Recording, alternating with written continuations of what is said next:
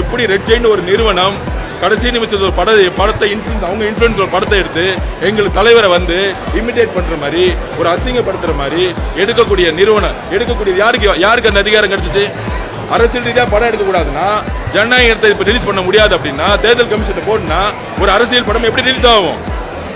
இப்போ பிஜேபியும் திமுகவும் சேர்ந்துக்கிட்டு இது பண்ணுறது தெரியுதா உங்களுக்கு?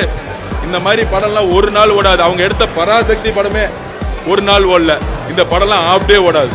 அதனால இந்த படம் என்ன இருக்கு, உள்ள இருக்கு, என்ன கண்டென்ட் இருக்குன்னு தெரியாது. தகவல்கள் வருது இது திமுகவும் பிஜேபியும் திரைமறையில இருந்து ஆப்ரேட் பண்றாங்கன்னு. அதனால மக்கள் இந்த படத்தை வந்து தூக்கி எறிஞ்சிட்டு போயிட்டே இருப்பாங்க. யார் மேல தப்பு இருக்கு? ரெட் ஜெயின் வந்து ஒரு வாரத்துக்கு ஒரு படம் 52 படம் 15,000 கோடி ரூபாய் இண்டஸ்ட்ரி கண்ட்ரோல் பண்றாங்க, மணலை கண்ட்ரோல் பண்றாங்க, எல்லா மலையும் உடைச்சிட்டாங்க. திருநெல்வேலி போனீங்கன்னா எல்லா மலையும் கிடையாது. எல்லா ஊழலும் பண்ணிட்டு இருக்கக்கூடிய ஒரு திமுக எடுத்து நிற்பாங்களா?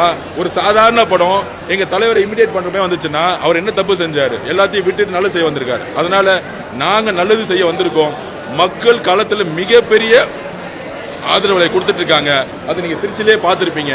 திருச்சியே நேற்று முடங்குச்சு. மக்கள் ஆதரவோட மிகப்பெரிய வெற்றியை நாங்கள் உருவாக்குவோம்.